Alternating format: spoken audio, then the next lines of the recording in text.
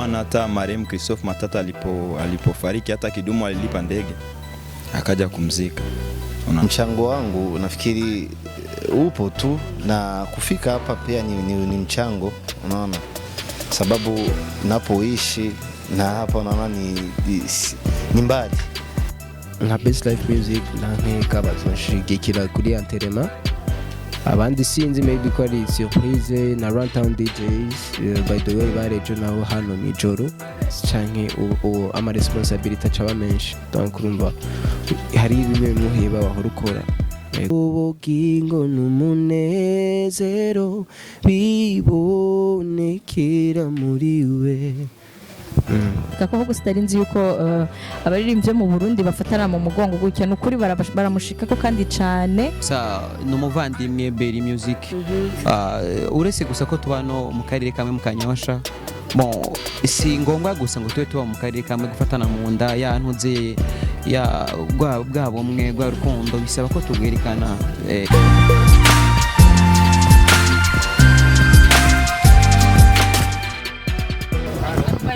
Hello guys, kuri mikonza wati Habibu, twaturi kuri ImperialTV +257. Nkuko mubibona ndibaza murabona utuntu tutuvura tuko turago. Turi mu Kanyosha nk'abakunzi b'umuziki ndundi, twaje kuraba Berry Music yarabuze papa wiwe. Twaje kuganira nawe peut-être turabe situation ngene ifashe ngaha muri wabo nka ImperialTV team yose muratubona. Twaba twashatse gushika ngaho umunsi kandi twanabishoboye, nubwo twagize ingorane mu mabarabara kugira dushike ngaha. Twateye gushika guhera 15h ko tuje gushika peut-être 19h. Ndibaza tugira tugenda kumuhiga ntituzi ngo ari he, turamurondera tubaze ahari kugira ngo dushobore kuganira nawe. Murakoze cyane, je vous aime. Nkaba ndabibutsa kandi kugira subscribe, like na share kuri page zacu za Instagram, Facebook.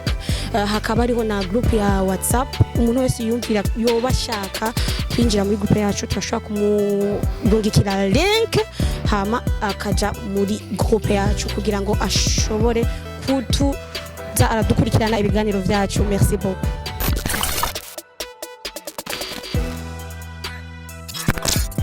Nkuko mubibona ndi kumwe n'imisore ibiri, iburyo bwanje ariho yitwa Bamso. Mzima? Nashukuru Mungu. Mbavye baride mzima. Anazoea. Ibu bafu bwanje ndi kumwe na rflow. Mama. Salama. Mzima? Kama unaviona. Mbona uko gado. Okay. Abana baririmbyi b'u Burundi, ngaha mu Burundi tushoye guhura nabo ngaha kwa Berry Music, peut-être baje kumuhumuriza kuvya yagize yabuze papa wiwe. Bamso, nini kimekufanya ufike hapa leo? Mimi kitu kimenifanya nifike hapa, cha kwanza kwa sababu mimi dadake na Berry ni rafiki yangu sana. Na unajua msiba ni kitu ambacho kinamtokea kila mtu. Sasa ilibidi nifike ili kumunga mkono. Yeah. It's good. Alafu ndio nawe ni giki cha kupushije mpaka kufika hapa leo. Kwanza ulivyouliza mwanzo sema ngo peut-être tulikuja kumsaidia. Hiyo peut-être haipo sababu ni kilio. Tulikuja kumunga mkono. Bo mimi baba yake ni kama mzee wangu sababu namjua toka kitambo sana. Nilikuwa namjua na kipindi naumwa walinijulisha sababu naongeaga na sister dadake na Berry. Yes, kama mlivyoona nafikiri tulikuja kumsupport ndugu yetu sababu kilio kama alivyosema Bamso ni chetu sote.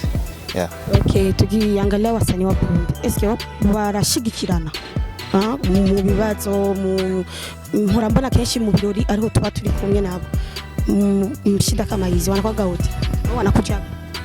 Nafikiri kama ulivyotuona sisi inamaanisha ni wasanii wote tuna represent wasanii wengine. Najua hapo wengi lakini leo nafikiri alifariki kama sio jana, nafikiri kama sio juzi. Yes, nafikiri tusubiri labda na wengine watakuja kesho ama nyuma yetu leo wanaweza kafika. Unajua pa kwa tatizo ya mvua labda wanaweza kuwa inasababisha kuona kufika lakini watafika tu nafikiri. Yeah. Bamso unasemaje hapa? Mimi nasema hicho kitu ni kizani mtu wote ambaye yupo kwenye game toka zamani hicho kitu anaweza kakielewa. Kwa maana hata marehemu Christophe Matata alipofariki hata Kidumu alilipa ndege wakaja kumzika. Unaona hata Dr. Jack alipofariki watu walifanya kilio na alikuwa na ndugu. Inaonekana kama wasanii wa Burundi hata kwenye matatizo tunaungana mkono. Sio kama watu wanavyodhani, hapana. Kwa hizi siku ngapi zimeisha tumesikia kilio kweli kipo na tumekuja kilioni. Sasa ni kitu gani mmeandaa kama wasanii kusaidizana?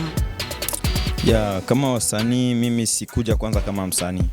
Hapana, mimi nimekuja kama rafiki, kama familia, kama ndugu, sikuja kama msanii. Na kama wasanii kibidi wakiandaa kitu, tutajua tu. Ni kama hivyo. Yaani bado. Mimi sidhani kivyangu, mimi sikuja hapa kama msanii. Mambo ya wasanii mimi siangalii sana. Ila ikibidi kama kikiwepo watu wakiandaa, wala kama kipo itabidi pawe mtu ambaye ana represent wasanii ndio atakuwa hapa anasema. Mimi siwezi nikaongelea hicho kitu. Okay, kwa rflow hicho kitu kikitokea, we kwa mchango wako utatoa kama nini basi? Si lazima niviongee, ni mchango wangu nafikiri upo tu, na kufika hapa pia ni mchango, unaona, sababu napoishi na hapa unaona ni mbali, unaona, lakini yangine siwezi nikaongelea hapa eti niwampeta wachanga nini. Nafikiri kipo na watakiona familia tu. Kama ImperialTV tunawashukuru sana kwa muda wenu na tunashukuru sana kwa kuwa supportive na wasanii. Sema na sisi tungewashukuru nyinyi kama watangazaji kuona mmekuja kusupport na wenyewe. Sema mngeambia na wengine watangazaji na wenyewe waje wa support. Sababu ulisema wasanii tu waje wa support na watangazaji na wenyewe waje. Zimefika, usijali. Bamso tunakushukuru sana. Asante sana na mimi nawashukuru pia. Murakoze cyane. Mugendereza ndibaza muratashe. Sawa, nanje ndi nyuma yanyu. Ndaje. Tugi? Tugende? So baje ngaha kumuramutsa Berry Music. Bo baragiye ko twe tungali hapa turabe abandi bantu tushaka kuvugana nabo komsa. Turabe ikintu kiko kirakogwa mino misi bariko bagira ikiriyo nibaragira enterrement, ariko byose tuzobimenya. Murakoze cyane.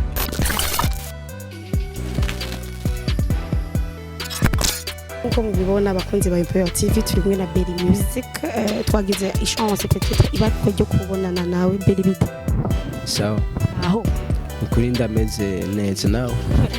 Urameze neza? Kundameze. Kwibeshere Berry, nkuko tubona ngaha twese turi team ya ImperialTV, twashatse kugera ko ndibaza ntacyo bigutwara. Ntacyo narimse bintwara. Twashaka kwanza kuguha amakondoléances menshi cyane gose menshi. Merci sana. Muri ba 1 2 3 4 5. Turi benshi ubwo abatashitse. Ngaha turi 7. Amakondoléances 7 rero. Amakondoléances 7. Berry, twashaka tubwire cyangwa ubwire abakunzi ba muziki wawe, abantu abafanzi bawe. Twahuye n'abaririmbyi b'abarundi bari baje petete kuguha pole mu condoléances. Bo barabo babiri bonye tubonye cyangwa haramaze kuzana abandi? Actually kiriyo cyatanguye ejo, haraje Moses Brown, bamusiyaje rflow, haza bamso. Babanze kuza.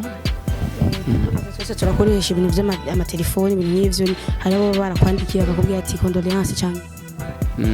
Ego hariho Big Fizzo yanyandikiye kuri Instagram, hariho Miss Erika yanyandikiye uyu munsi mu gatondo, hariho Melody yanyandikiye, hariho Momo muri Master Music. Since Momo Melody muri Master Music. Melody Best Life Music. Yes, kwarabo na edith mu tamukanya Big Fizzo n'aba journaliste namwe muri mu ba micro mwebwe. Ndibaza hari kuntu abaririmbyi mukunda gushigikirana, wewe uri kurabibona, hari ikintu ubona ko ariko barategura kugufasha muri bino bihe bigoye cyane se?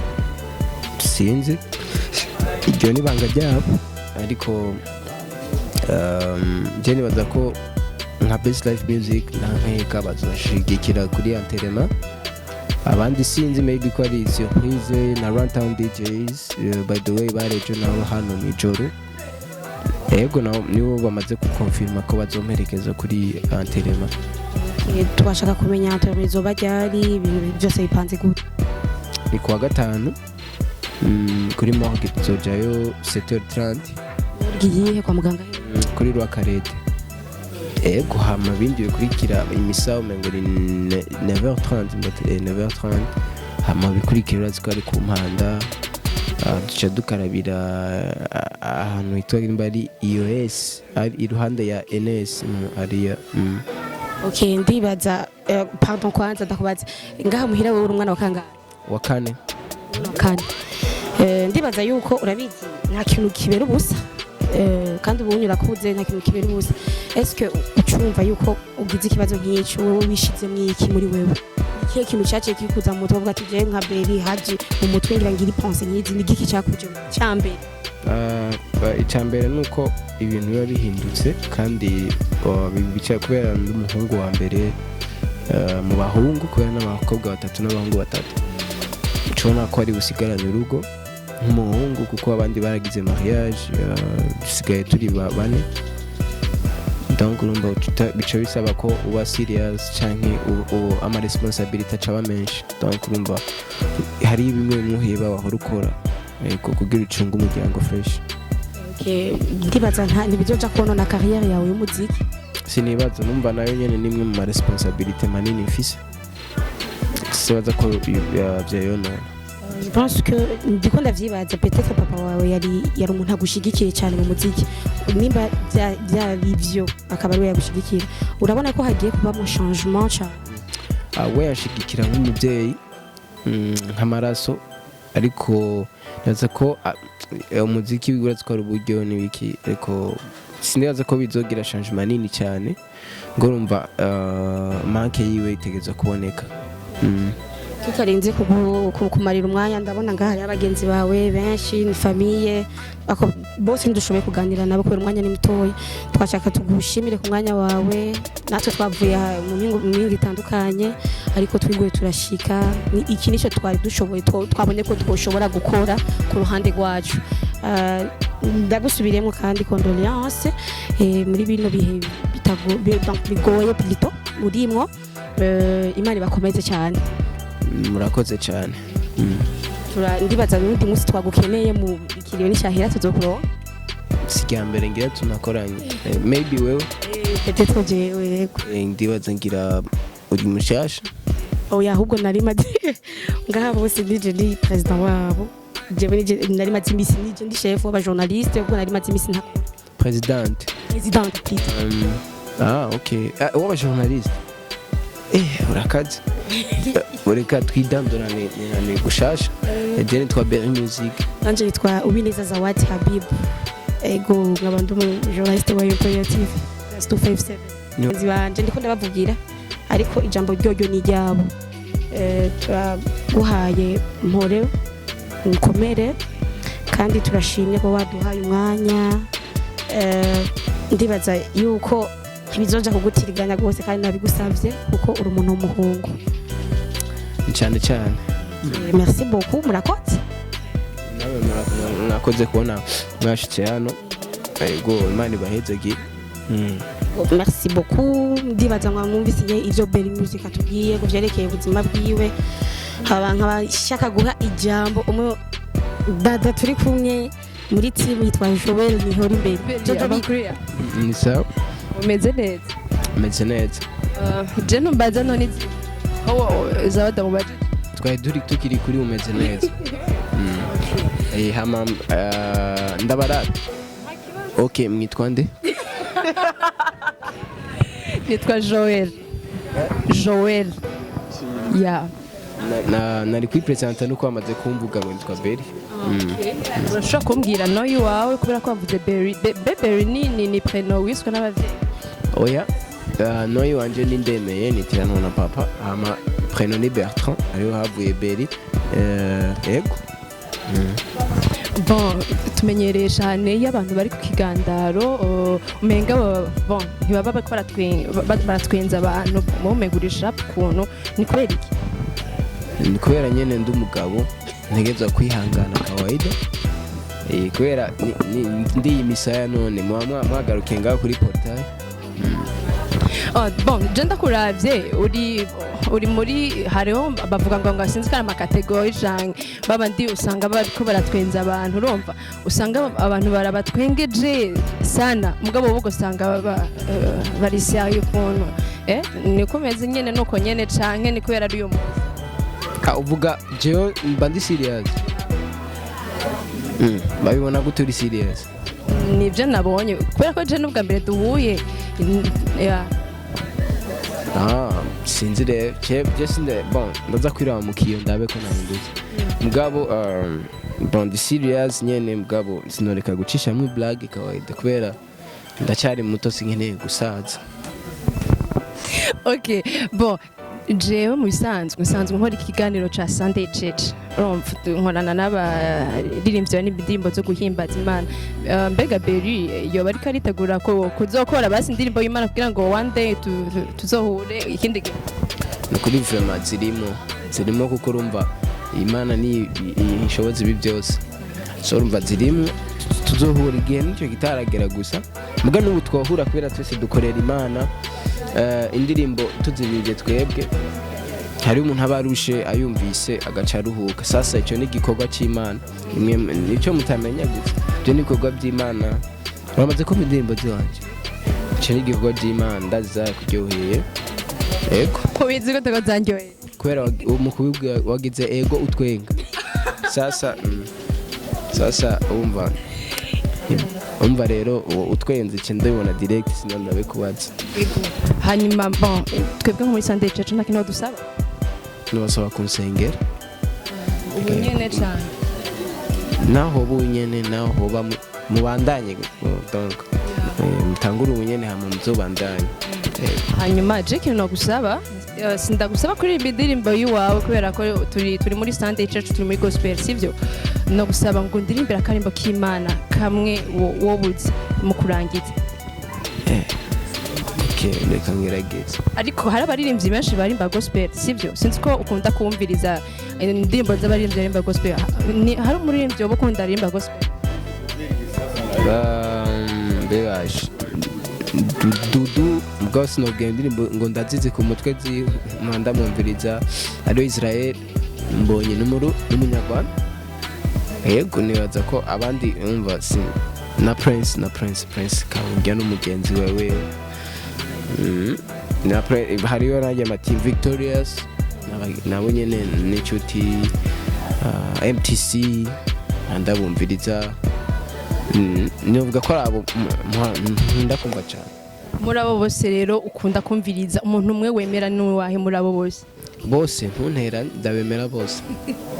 Okay, urashobora kuturimbira akarimbo kamwe rero sinzi ko ari muri abo canke ari mu bandi je sais pas. Sasa ijwi rimeze fo kuko ndagwaye akagripe. Sasa mwarimba ibintu by'ibikere maze muri samenye. So bavuga ngo na unda tari Yesu yombumba narindi zina no kwemera kuko bugingo n'umunezero bibonekera muri we. Thank you. Mbega Berry yoba akijijwe canke yoba niba adakijijwe bayitegura gukizwa? Sanze nkijijwe kubera Yesu yaradukijije ku musaraba. Ndakijijwe kubera ukijijwe kubera ko Yesu yadukijije ku musaraba. Yego twese ku isi turakijijwe n'abanyabyaha bose barakijijwe gusa barabyanze. Shauri zenu Berry ifo umdondere wakire Yesu umwami mukiza mu buzima bwawe sivyo? Yego kubera ko nturamwakira kubera ko wemeje mbona ko utaramwakira ifo ko ndondera urabe ko wamwakira. Nanamwakiriye kubera ndasenga rero iyo ntamwakiriye simba nsenga baho nibereye muhira ngiye nsora indirimbo ndasenga dimanche ndasenga cyo sinaza ko hariyo kumwakira biruti cyangwa usaka duhure nawe. Muhure nawe? Oya bon uzodutembere muri Sunday Church uzodutembere muri Sunday Church tuzokwereka ukuntu bikora. OK, merci de l'invitation. Yego. Hanyuma condoléance mukomeze kwihangana sivyo Imperial turabahojeje abarundi bon tuvuga ngo abarundi twespera ko iyo mumenye amashira makuru ahari aserukira abarundi bose sivyo rero mukomeze kwihangana nizera ko bizogenda neza. Ndabashimiye cyane cyane mwebwe n'abanyifurije condoléance bose mu baririmbyi abajimwe bwa journaliste abafana ndabashimire ku rukundo banyereka mani bahezagire yego. Okay, reka tubashimire cyane. Yes, yari Jojo akaravugana na Berry Music. Berry Music. Okay, reka tubandanye rero turacari harya muraza kumvira benshi, muraza kumvira abasista biwe, muraza kumvira peut-être n'abagenzi biwe kuko hari abantu benshi cyane vraiment bigaragara yuko Berry akundwa cyane kandi ni byiza cyane ko umustar akundwa cyane akaba n'abantu benshi. Reka ndabasubize rero Zawadi. Tukiriko turatera inkuru na Berry turagize ibako ryo kubonana na grand sœur wiwe la sister Mambo. Sawa. Poa tu. Urameze neza? Ego nibo. Wiyumva gute? Ubuzima buragenda cyane gira nyene wiyumva. Bon kubabara ntihobora umubabaro kubera umuvyeyi uratswe amara umuvyeyi hama mugabo Imana iradushoboza tumeze neza no kuri turashima. Okay. Jewe nshaka ndakubaze nk'umu grand sœur ni giki uri kurakora muri bino bihe kugira ukonsole batoyi bawe? Batoyi banje ndababa hafi nkuko nane ndababa hafi kuva no mu gihe yarakigwaye papa. Kandi batoyi banje bon barakuze naho ataho badayigeza tupemo Berry Music naho carrière y'urumva igeze ahantu heza kandi ndabashimiye cyane kuza kudufata mu mugongo. Ego hama batoyi banje tumeze neza bameze neza nabo nyene turabareconforta nukuri turashima Imana. Mama na mama ameze neza twarabyakiriye n'ukuri twarabyakiriye kubera twaramubonye ko twari twaramugwaje byose ibintu byose twari twamaze kubyakira iby'Imana yari yateguye byose ari ugukira ari ugutaha twari twabyakiriye kuko twari twamubonye ko agwaye kabisa arembye. Ego. Okay, ndibaza urabizi aho umutoyi wawe carrière arimo umuziki ibintu vyiwe byose bimeze neza ndibaza twarize tubuzanga ariko tumuzi dukurikira akaza akora kandi akora neza cyane. Nka wewe tureke kuba uri sister wiwe cyangwa mukuru wiwe ubirabiye nk'umuntu yishe nko kwiteza ko araba ikintu arabona ingene ikigo kiragenda ubona abantu bakorana akazi kamwe bariko baramushikako. Ego ahubwo ndabashimiye cyane baramushikako ahubwo sitarinzi yuko abaririmbye mu Burundi bafatana mu mugongo gutya n'ukuri baramushikako kandi cyane. Ego baramushikako bamwe nababonye na rflow bavuye ngaha sinzi ko mwamubonye. Ego n'abandi hari abamye ngaha ejo. Ego nukuri baramushikako turashimira Imana. Bimwe barasupportingana. Ego barasupportingana. Okay, twese twifuje kuganira nawe turabingene umeze mbona ari sawa vraiment. Ego meze neza. Abana Berry yamaze kutubwira antelema byose ingene bizogenda kandi Imana bakomeze cyane muri bino bihe. Turashimye kuvugana nawe uraduha ku mwanya wawe ndibaza bari kumwe n'abagenzi bawe ariko uraduha 5 minutes comme ça tumve ingene nawe wiyumva. Ego namwe ndabashimiye cyane kuba mwaje. Ariko pardon ntitwakumenya ingene witwa.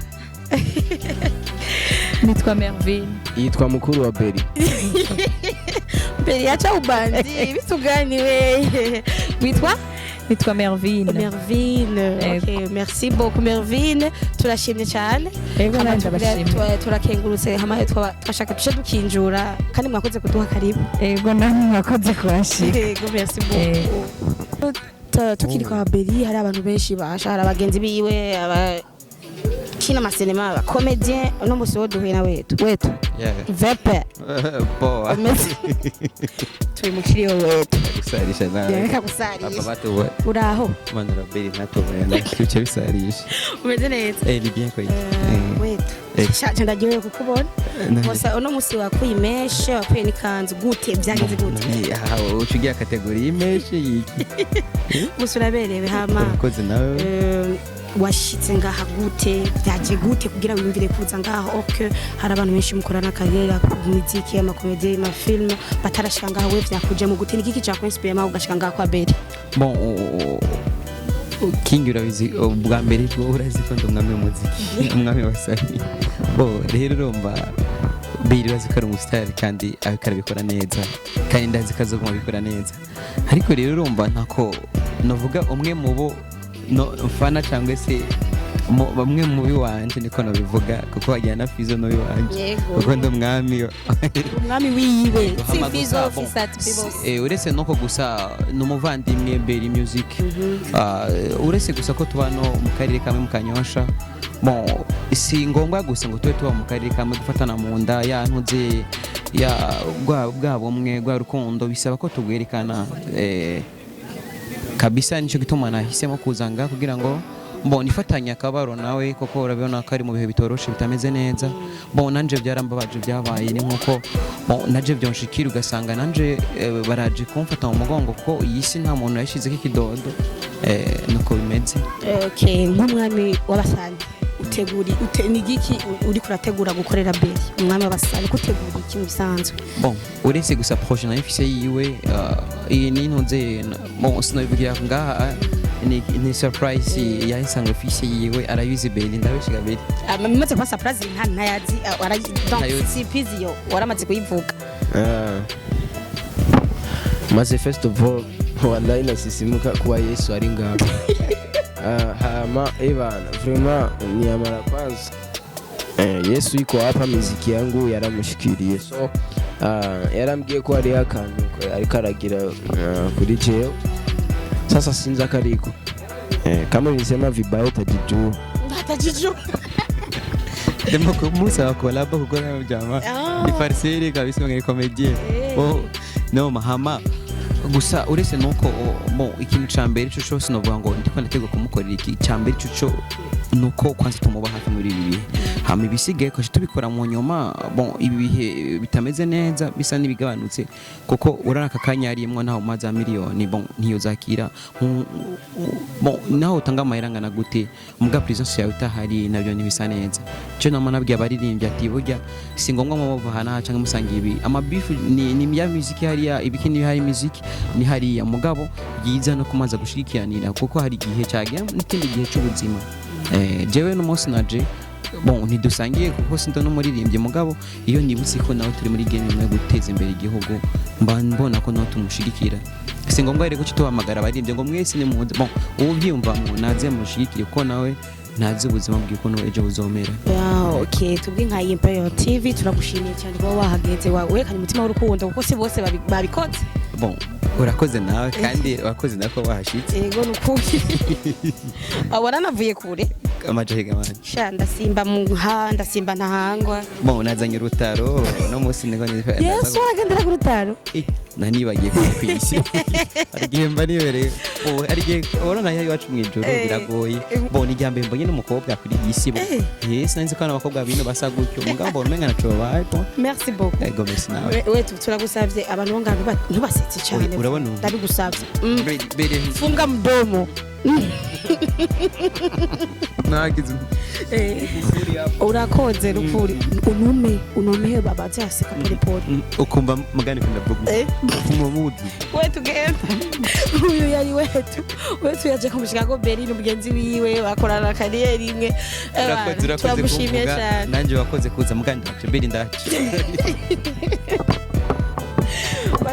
ego ari bukiri ariko nivyo tubuza guseka ndibaza nawe n'ibibara ariko akomeze kwihangana twadushimiye abantu bose badukurikirana ni ImperialTV plus 257 tugira kuri subscribe like share kuri page zacu za Facebook Instagram Twitter na abashaka kuja muri groupe ya WhatsApp bashaka kutwandikira muri commentaire hama bakarungika amanimero yabo cyangwa tukabarungikira link bakinjira muri groupe twari team yose ya ImperialTV turabashimiye cyane turabakunda cyane ukuntu mwama mudushigikira ibihe byose hama inyuma ya kamera akaba ariyo Akbar respect sana.